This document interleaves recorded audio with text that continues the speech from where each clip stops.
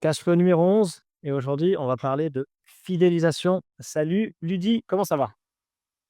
Ça va très bien et toi, Alex? Ouais, ça roule et je suis content de parler de ce sujet. On va parler de fidélisation, ou comment augmenter ses revenus sans avoir à, courir après de nouveaux clients et c'est, une clé capitale pour les business, que savent déjà les business établis, qui est quand même beaucoup plus, méconnue, des pros, surtout des pros de l'accompagnement. Et on va justement parler de ce coin qui est sous-exploité clairement, qui est souvent aussi mal vu. On va voir ça mais qui est décisif. Et tout d'abord, rapide point, la lifetime value in English, donc c'est la valeur, client, valeur, client, comment on peut dire ça? Valeur client sur toute la vie. En gros, c'est combien un client te rapporte sur tout son parcours avec toi. Et donc c'est, définition, la valeur totale qu'un client rapporte, durant toute sa durée de vie dans l'écosystème, dans l'entreprise, au sein de l'entreprise. Donc ça vient chercher la notion d'acquisition heu, de fidélisation. Donc un client satisfait reste beaucoup plus longtemps et je vais te donner des exemples après. Et ça vient chercher donc cette notion aussi de livraison parce que, beh, forcément, un client qui reste, c'est un client qui est satisfait. D'où l'importance d'avoir une bonne offre, d'où l'importance d'avoir une bonne livraison, surtout quand on est censé, proposer de l'accompagnement humain. Et ça, va chercher aussi ce point de, heu, en interne, faire preuve d'imagination. Qu'est-ce qu'on peut offrir? Des offres complémentaires, ce qu'on appelle, heu, offres complémentaires, back-end, heu, recommandations également, mais aussi ce qu'on peut appeler du cross-sell, c'est-à-dire, croiser plusieurs offres et cetera. Donc, toi, est-ce que tu as un petit mot à dire sur ça avant que justement, on attaque? Ouais, je pense que je rejoins ton point sur le fait est que c'est mal, en tout cas ou très peu, mis en avant, en tout cas à l'heure actuelle. Je vois beaucoup d'infopreneurs, être, vraiment, très, concentrés sur avoir, plus de clients et des nouveaux clients et on parle très peu en tout cas de cette capacité, de rétention en tout cas, des clients pour pouvoir après, leur proposer, justement, d'autres, upsell, cross-sell, qui va en fait, être maître de la stabilité, de l'écosystème donc oui, pour moi, c'est quelque chose qui est pas assez exploité et qui devrait en fait, mériterait d'avoir une stratégie, à part. Ah ben oui, oui, bien sûr, bah, c'est évident. Et justement, c'est toujours la question de l'œuf ou la poule. Pourquoi c'est pas suffisamment discuté? Soit parce que, ceux qui, sont censés en parler n'en parlent pas et auquel cas ils n'ont pas d'expérience. Soit parce que ceux à qui, on s'adresse, bah, ils s'adressent, eux, nous, le pont général, n'ont pas conscience de ça et tu Mmh. sais que c'est toujours difficile, ouais, enfin, c'est peine perdue de parler d'un sujet, qui, dont la conscience, dont l'audience n'a pas conscience. Et mais clairement. Pourquoi? Parce que en fait, dit simplement, on va prendre des chiffres ronds. Si, vous signez un client à 1 000 €, heu, ou, là, en parlant d'argent, c'est plus, quantifiable, mais ça se quantifie aussi en temps. De toute façon, c'est du temps et de l'argent, l'acquisition. Pour l'amener de A à B. Il a un problème, j'ai ce problème-là, vous l'amenez à B. OK. À B, c'est comme un gamin quand il apprend à se retourner. OK, nouveau challenge, il va commencer à ramper. Mais une fois qu'il maîtrise le fait de ramper, il va pas s'arrêter. C'est de l'évolution naturelle. Il va vouloir se mettre à 4 pattes et après marcher. Donc votre client, c'est pareil. À B, il a un problème C qui apparaît. On a toujours c'est le principe de l'évolution et de l'adaptation, c'est que, on résout des challenges, c'est ce qui fait qu'on évolue. Donc si du problème est de B à C, vous savez l'aider, c'est votre rôle de faire en sorte de lui vendre autre chose. Et donc, on va dire pour, 2 000 €. OK? Donc en fait, vous faites x2 sur l'océan et c'est-à-dire qu'en faisant rien, vous doublez votre chiffre d'affaires. C'est quand même ça qui est dingue Et et ça, c'est vas-y? ouais, non, mais j'allais dire et c'est ce que tu disais, hein, c'est que, forcément déjà, la 1re offre va, générer, d'autres problématiques, qui vont être, résolues derrière.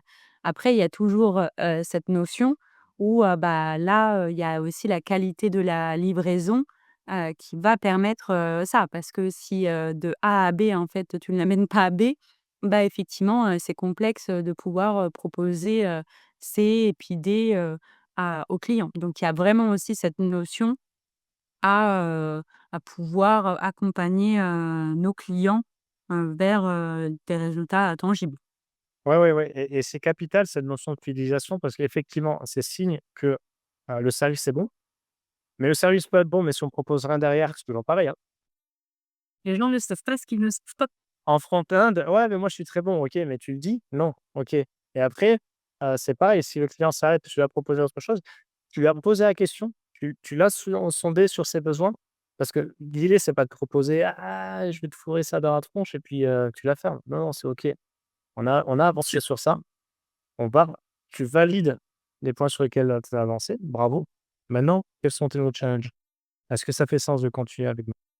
Oui, Bien sûr. non, non Mmh. et là, ne pas acheter ces histoires, on en revient toujours pareil sur ces notions de vente parce que ça reste de la vente.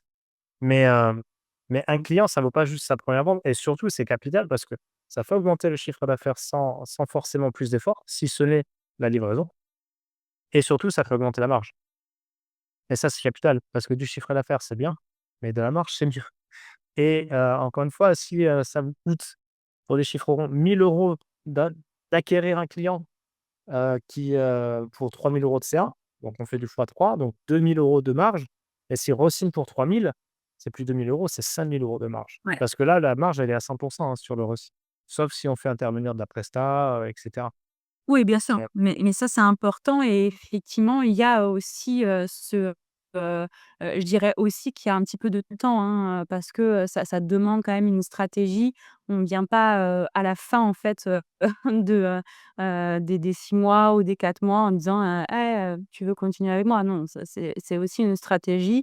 C'est aussi à avoir effectivement, soit le closer ou soit, le CSN, qui, qui perdure et qui va progressivement, prendre les informations pour après orienter vers, le step d'après. Ouais. Justement, toi, qu'est-ce que tu aurais comme, bonne pratique de ton expérience pour optimiser de façon très naturelle? Encore une fois, on n'est pas là pour forcer. Mais on va revenir sur les croyances un peu qui ont la dent dure, à justement cette fidélisation. Bah, déjà, hein, que la livraison soit bonne, qu'il y ait un bon suivi, ça on en parlera tout le temps. Aussi ce qui est important, c'est de délivrer ce qu'on a, promis un petit peu, pendant l'appel. De vente. Parce que, il y a des fois, des ventes un petit peu, très, push où on va, surpromettre, sauf qu'en fait, on ne sait pas faire derrière. Voilà, c'est ça et ça, c'est une pression. Voilà. Donc, déjà, c'est de pouvoir être totalement franc, dans l'appel de vente, et de se positionner plus sur: «On va te donner les moyens» que sur, réellement, des résultats. Parce que la personne en face, on ne sait pas ce qu'elle va mettre en place aussi pour atteindre ces résultats-là. De 2, je dirais que la personne, qui, soit qui close ou soit la personne qui va accompagner au quotidien, donc le customer, success, manager ou customer success, hem, qui puisse après progressivement, faire émerger les nouvelles ou les nouvelles problématiques justement de la personne. Parce que la personne va, au fur et à mesure, quand il monte en conscience, quand il monte en compétence, il y a des nouvelles problématiques, il y a des nouvelles choses à résoudre et l'objectif, c'est aussi de les faire émerger progressivement. Alors on n'est pas, hein, des, neuneux, on n'est pas là à essayer de créer des problèmes où il y en a pas, mais automatiquement, quelqu'un qui va, par exemple, apprendre, au début le closing et avoir les bases, bah, progressivement, il va devoir apprendre à, optimiser sa conversion, à avoir une meilleure posture, à avoir un meilleur leadership. Tout ça, c'est des choses qui s'apprennent au fur et à mesure et en fait, la personne ne sait pas qu'elle a besoin, d'aller plus loin. Elle va se dire: «Bah, en fait, je partais, de 0 Ouais, elle est possible. closing à 15, donc c'est cool, mais du coup, est-ce que tu veux pas aller chercher, par exemple, 30 à la place de 15? Ça t'aiderait, en fait, à avoir plus de clients et non pas forcément c'est pas le problème n'est pas forcément l'acquisition. Donc l'objectif, c'est que tout au long, pas au début, mais à peu près à la moitié, de l'accompagnement, de commencer à faire émerger justement les nouvelles problématiques à ça, où, bah, le back-end va pouvoir, répondre, de manière, tangible et de manière logique. Si on fait monter quelqu'un à, 2 000 € ou à 3 000 €, en toute logique, il va vouloir monter avec nous sur, 10 000. Ouais, ouais, bien sûr, ouais. Ouais, ouais, ouais, s'il y a pas eu de sortie de route au milieu. Mmh. Ouais, ouais, ouais. Mais bien sûr, c'est, heu, en fait, là, on a je trouve que je vais sortir un peu, mais pas trop. Je trouve qu'on arrive vraiment et sans faire le too much, de la vente et cetera, parce qu'il y a quand même des gros poncifs sur la vente, rabâchés par tous les closers à la con là. Mais mine de rien, heu et c'est vrai que je trouve que quand même la vente, c'est beau parce que c'est là, clairement, tu ouvres les possibles. Tu ouvres les possibles quand tu, as un prospect au téléphone et que tu achètes pas ses histoires. Tu continues à ouvrir les possibles. OK, regarde maintenant, tu as avancé 2 tu avancé. Maintenant, continue à nourrir ça. Regarde ce qui est possible. Regarde ce qu'on peut faire pour toi, avec toi, pour avancer sur ça et ça, c'est cool parce qu'au final, putain, Sûr. le client, il avance, quoi. En fait, il faut, quand même positionner le closer sur, le rôle charnier. Qu'est-ce qu'on attend d'un coach ou d'un consultant? C'est de pas écouter, nos histoires et c'est de pouvoir nous montrer, en fait, un petit peu, voilà, le nez dans le caca, hein, comme on dit. Mais, du coup, effectivement, il y a le too much, qui est pas, qui pour moi n'est pas, la bonne stratégie et qui de toute façon se répercute sur après, le taux de rétention, et sur, bah, aussi, la satisfaction, client. Où c'est évident. On peut avoir des très bons closers, mais si c'est trop push, bah, derrière, en fait, la livraison, si elle est pas à la hauteur, de ce qu'on promet, ça va, forcément, générer, friction. Hem, donc voilà, il y a ce côté-là et cette posture de, «OK, en fait, tu me dis ça, mais c'est incohérent», c'est ce qu'on recherche dans un coaching, un accompagnement, un mastermind. C'est de pouvoir avoir quelqu'un en face qui nous dit: «Bah, non, là, en fait, c'est tes histoires, c'est tes croyances» et il y a une phrase que j'aime bien, c'est: «On n'a pas de problématique business, on a des problématiques que de personnes et de mindset», tout simplement. Ouais, ouais, ouais. Ouais, ouais, c'est vrai. Et c'est pour ça, là, toi, si tu nous écoutes et que tu dis: «Ah, ben, je peux pas trop», en fait, c'est toujours pareil, c'est cette phrase de, Jay Abraham, là, un des papes du consulting.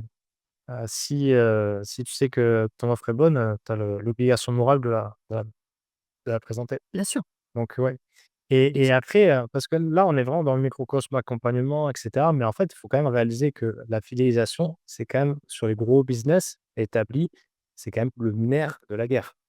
C'est-à-dire que Bien des sûr. boîtes, quand on sait ce que ça coûte d'acquérir un client, là, je parle toute, industrie confondue, la fidélisation, c'est clé et moi, je le vois très bien, hein, je suis fidèle, je suis pas forcément en fait, alors là, voilà, je vais vous raconter ma vie.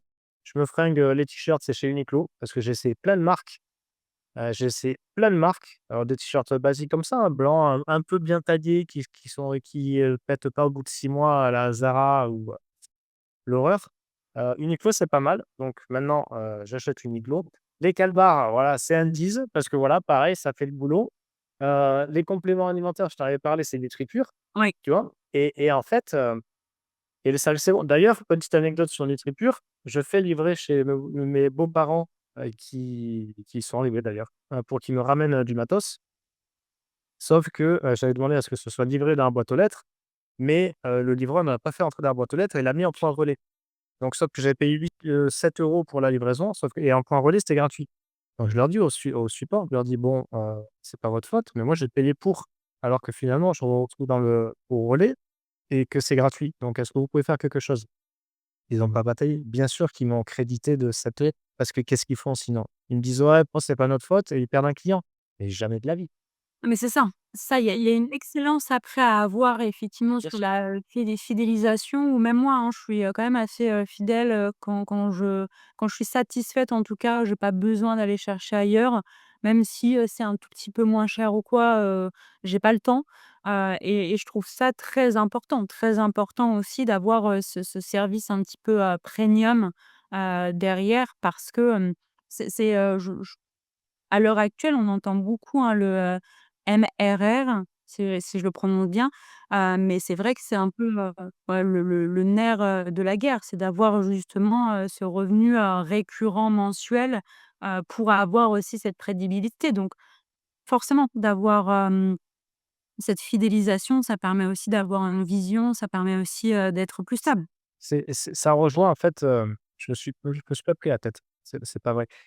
Mais j'étais pas d'accord avec un post que j'ai vu en ligne où justement la nana disait, «Moi je suis contre ces pratiques business, faire de la pub avant, 500 000 € de chiffre d'affaires et parce que c'est pas bien et garder ses clients et les fidéliser». J'étais là: «Mais en fait, tu te trompes complètement». «Ah ouais, mais ils ont pas besoin de moi». Mais en fait, c'est pas une question de les enfermer et de les, de les déresponsabiliser, de les infantiliser. Justement, ça n'a rien à voir. C'est OK. Cocotte, tu as avancé de là, regarde maintenant qu'est-ce que tu peux aller chercher. Ouais, c'est Sans le projeter. ouais Oui, mais bien sûr. Ouais, et les projeter et de voir plus grand que eux. 2 exemples et ça en fait, la pub, on va pas en parler, mais la fidélisation, je vais te donner 2 exemples concrets. Un d'une cliente qui avait on avait mis en place, une pub Facebook où elle vendait une séance à l'unité, 70 €. Elle disait: «Ouais, mais Alex, franchement», je lui disais: «Mais en fait, statistiquement, sur tout ce que tu fais, tu, tu, upsell». Je sais plus combien c'était, mais c'était, aberrant. C'était genre 70 des séances, elles upsellaient sur un accompagnement à 900-2000, ouais, entre 900 et 2 000 €. Je on s'en fout. OK. La campagne, elle était à la campagne front-end, ça lui coûtait de l'argent d'obtenir un client. C'était 0,8, un truc comme ça.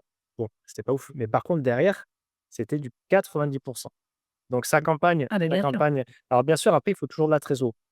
Pour supporter les coûts d'acquisition, la trésor, c'est le nerf de la guerre, toujours, toujours. Et puis il Tu faut être bon, cash is faut être king. bon en rétention, quoi. Ouais, mais là, justement et d'où l'intérêt d'avoir un petit produit d'appel, et c'est ce que font, la plupart des grandes enseignes, tu vois? Et c'est ce qu'on appelle break even. Au mieux, tout ce qui est, par exemple, événementiel, très souvent, c'est à perte parce qu'en fait, parce que bah, ils savent que derrière, ils misent sur le fait de signer.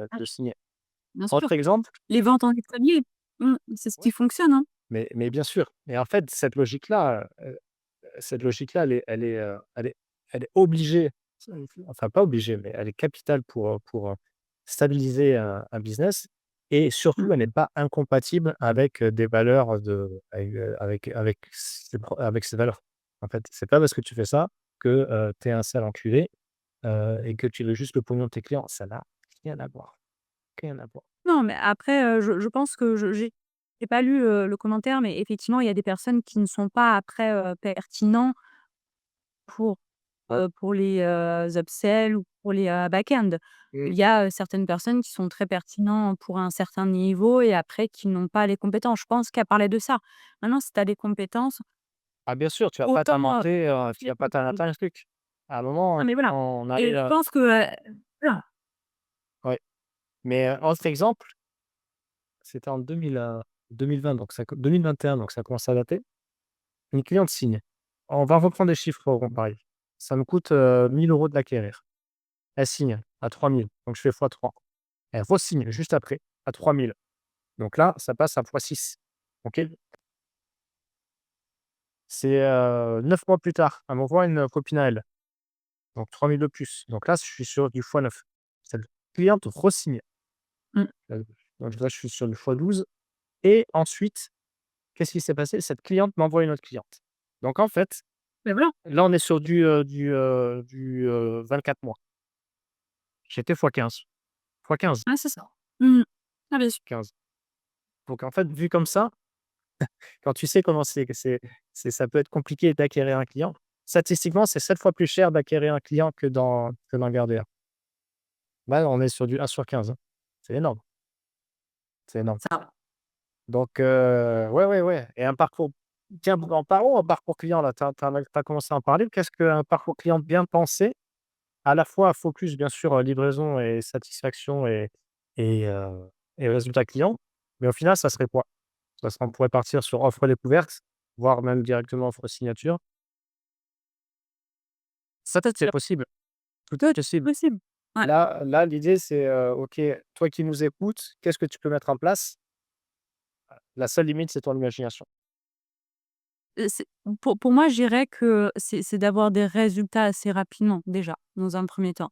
De vraiment, passer sur, ce côté-là où quoi qu'il arrive, ça doit apporter de la valeur, ça doit permettre à avoir un petit, shift ou vraiment, quelque chose qui est tangible assez rapidement pour faire un wow effect.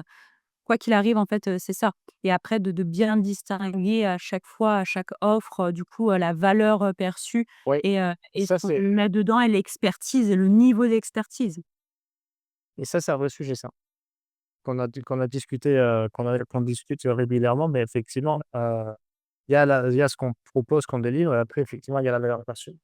Parce qu'il peut y avoir, dans un sens comme dans l'autre, on a évoqué le fait que de vendre un peu du vent et c'est encore très courant sur le marché, de vendre du vent où en fait, ben là, le mec, il se fait un peu harakiri et il va pas pouvoir, obséder derrière.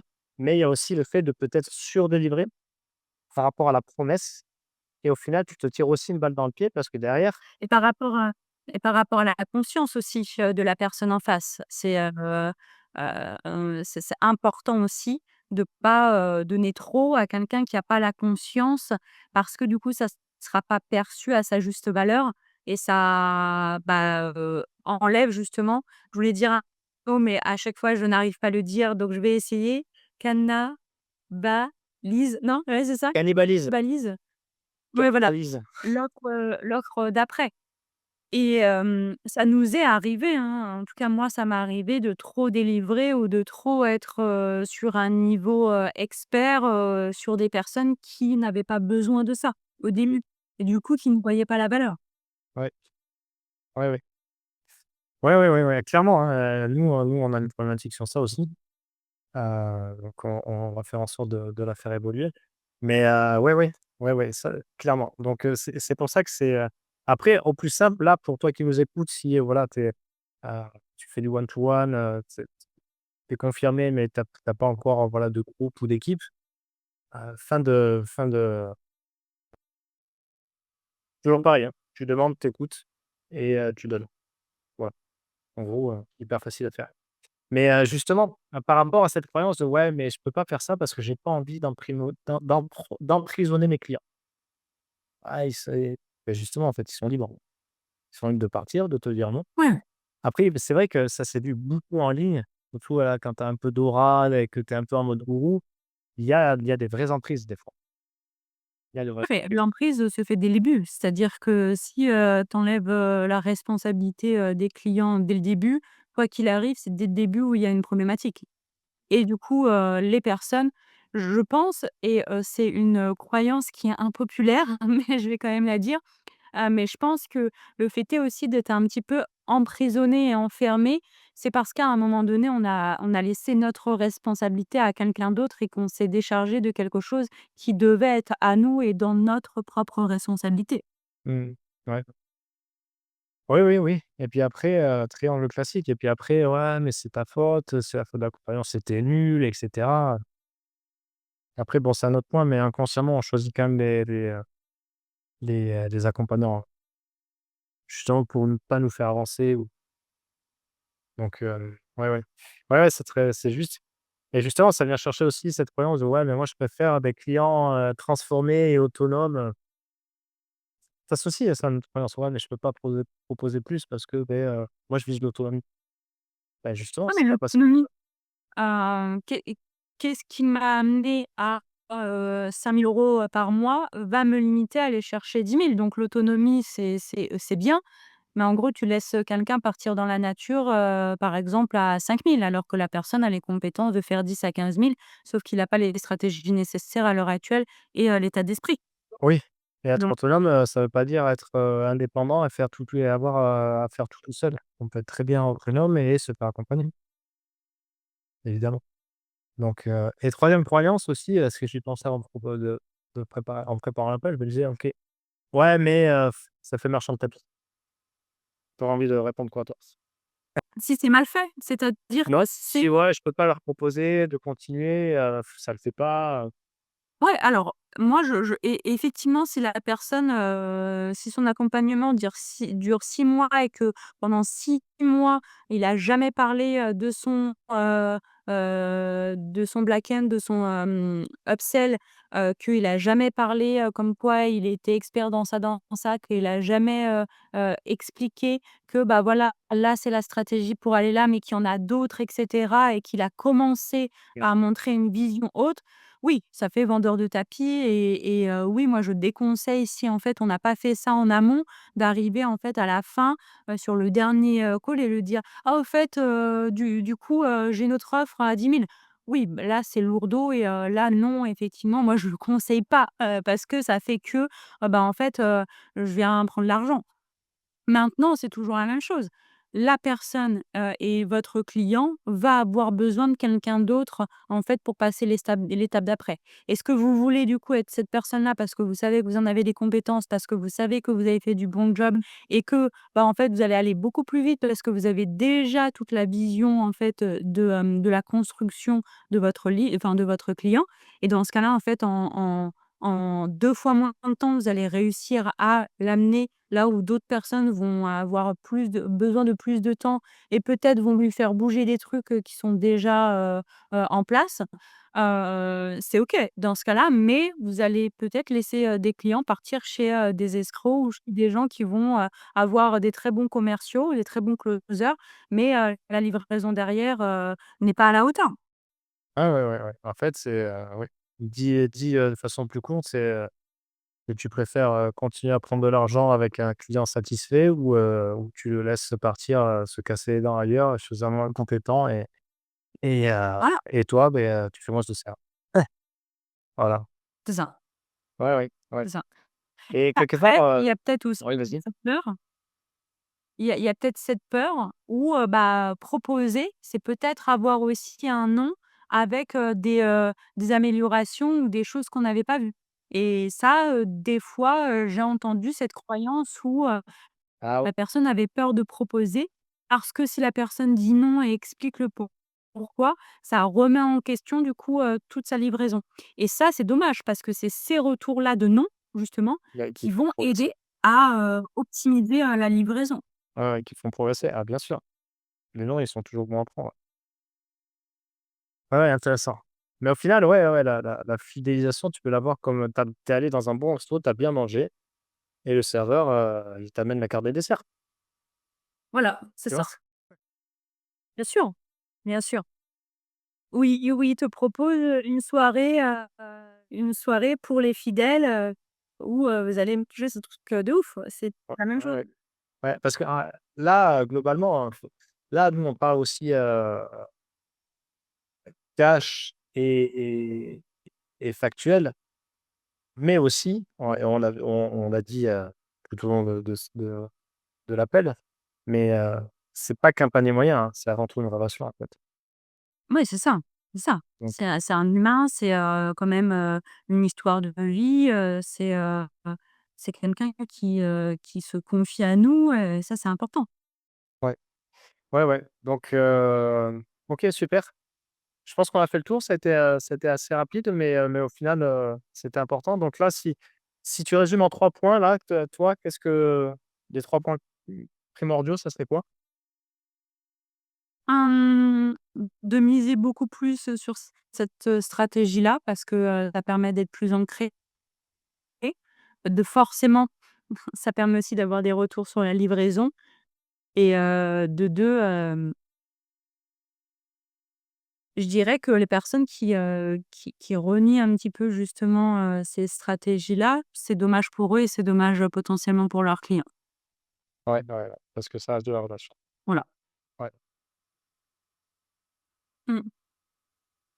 Super Lydie. Et toi? Bah, pareil, relation, toujours, être dans relation avant tout, satisfaction client et toujours être dans cette logique de OK, d'écoute. OK, quoi leur proposer, pour qu'en fait tout le monde gagne et c'est là où on a heu, un vrai système, tout le monde gagne. Voilà. Mmh. OK. Merci. Posez vos questions. et vous nous retrouvez, sur Facebook, Insta si vous voulez aller plus loin. Merci Lydie, à plus. Merci à toi. Ciao.